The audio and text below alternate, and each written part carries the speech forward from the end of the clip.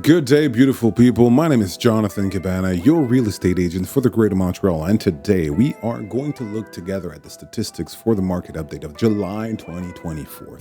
But before diving in that mumbo jumbo and all the numbers, if you really want let's say a rough and ballpark figure estimate of your house, I've put a link in the description that looks like this. So you'll be able to put your address in, get a rough value, but I wouldn't sell my house based on that because it's AI generated. And it doesn't, how can I say that? Get the feel and the psychological factor of how to sell and how to get the right buyer. But if you're interested, it's going to give you a ballpark figure. Moreover than that, if you are in the market for buying, for selling, for relocating, or investing, all the information are in my bio downstairs in the contacts. Don't be afraid to reach out. I won't bite, just to ask ourselves a couple of questions, see how I could possibly help out. In the meantime, cue intro, and see you on the other side.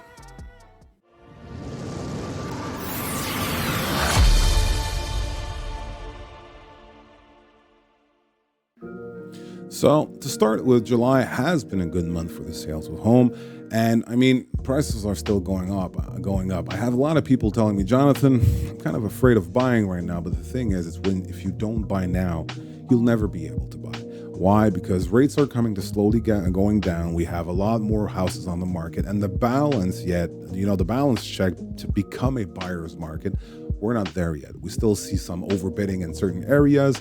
And at the end of the day, I hate to say it like that, but facts don't care about your feelings. Facts are facts.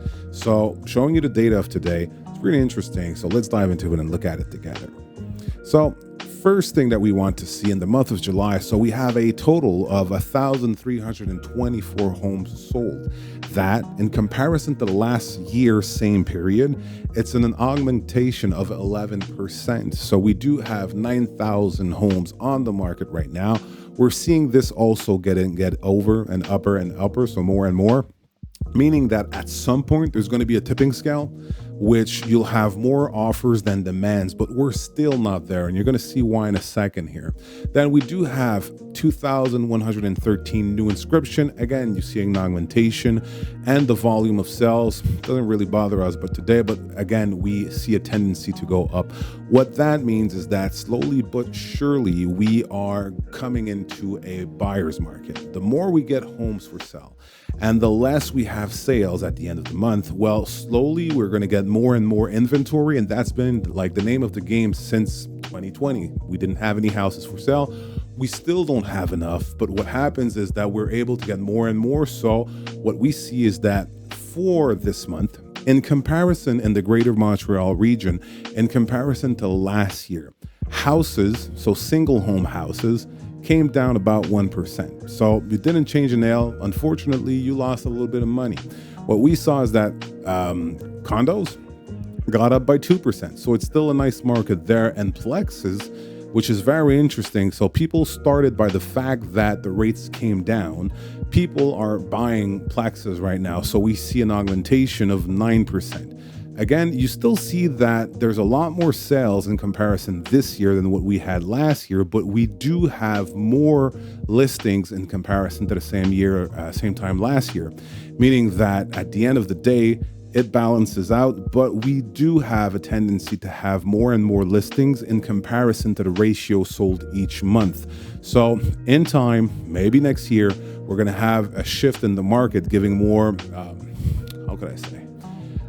opportunities to potential buyers. Then what we can see, if we look at single homes, so unifamilial is single homes, we are looking that the median price is $750,000. At the same period last year, well, we had a little bit more. So we see here that slowly but surely in Montreal, you have a tendency change that are coming. Then when we go here, we can actually see the explication about that. So we see that only 8% has been done in overbidding within the last month. Then 21% was actually under negotiated, so people saved some money here, and 70% of the market was at price what we asked for. So what we see by those numbers is that it's still a seller's market because you would see much more negotiation than we see actually right there. And you still have certain sectors that have some overbidding in them. Then also what we see is compared to the last year, it's still about 60 days to sell a house. So we got the same tendency as last year. Then when we go into condos, this is where it's interesting. It's actually, you have like a median price of 459K with an augmentation of 2%. So there are still value to be made there by when you're selling your home. Also, again, you see that it's still a seller's market. Why? Because you only have 13% that was negotiation under the asking price. 3% went into overbidding, but 84%, that's like a big majority of the condos put up for sale, were sold full price. What we're seeing also is a little more delay between when a listing comes to life, so when it comes on the MLS, and when it's sold. You have a 6-day gap difference between last year and this year, so you gotta wait a little bit longer. So if ever you have a project, make sure you plan it out properly, just to make sure that you have time enough to go towards your new project afterwards. Then we look at the Plexes. Plexes has been like, I would say, with the rise of the interest rates of a couple of years back, it's been a lot of pain for a lot of people. I mean, when you buy a Plex, you want to invest. So, and with the rise of the rates that happened, a lot of people got like cut to the throat. But now we're seeing the rates coming down, and what results of that is an explosion in the price range. So what we see is that there's an augmentation between last year and today of 9%. So 9% is like, I've bought something for $100,000, I'm selling it for 109. I didn't change anything in my immovable. So that's actually a very good investment. But we look again at what type of negotiation happened. We only had like 3%, which was an overbidding, 26% under the asking price. But again, a vast majority of the properties were sold at the price, at the asking price. And again, what we can see here is the fact that you had like 75 days last year, which this year, I mean, to sell a Plex in comparison to 5 days less in 2023, making it so that you can still sell, but make sure you plan out your stuff properly. Then, so when you're looking at this recap sheet, what you can see is that in the actual month of July, we had 1,324 sales for a total of about 10,000. When we look at single homes, we're seeing like 380. A lot more condos being sold on the island, so 747, and Plexus 187. Then what we're looking at, the listings that are on the market right now, we have a total, like I said, of 9,037. But when we look at the numbers, we have 2,018 homes, we have 5,467 condos, and 1,552 Plexes. Now, the median price, again, it still varies, but like I said, $750,000 for homes, $459K for condos, and $833 for Plexes.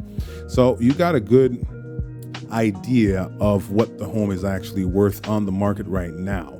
Then what I always want to do, because I find that it's very interesting to look at the differences, is that we have two models of how to sell a home today. We have the model of, I want to work with a realtor, or I want to sell by myself. And like I said at the beginning, facts don't care about our feelings. It doesn't care about mine, it doesn't care about yours. But I do believe that facts gives us an idea of how a project will work. So you can actually look at the data yourself. When we go look on the principal competitor of real estate agents, and you do the region that you're looking for, listed for 30 days and sold, the thing that you see is that in Montreal, in the last 30 days, so the same comparable, and you look at the date, it was done on the 10th. So I'm a little bit late, but the other reports comes out on the 4th, 5th. So still wouldn't change a lot of things. And we see that only 17 homes were sold by people that wanted to sell their homes by themselves. Now, what's really interesting is the next image. We do a rule of 3. So a rule of 3 is, I want to know on 100%, in terms of percentage, how many homes sold with a realtor and without a realtor. And this is where it's pretty striking. So we have 98% of homes sold with realtor and only 1.3% sold by people by themselves. What that means is that at the end of the day, If you really want your project to move forward, statistically speaking, the best way to go is with a realtor. The reason is simple, is that we have the contacts necessary to make sure that the best conditions are met for your needs and your project. So at the end of the day, it's always a question of what you want to do, but at least by having the numbers, you're able to actualize your project knowingly of what might happen. So in conclusion, we still see a market that's very strong.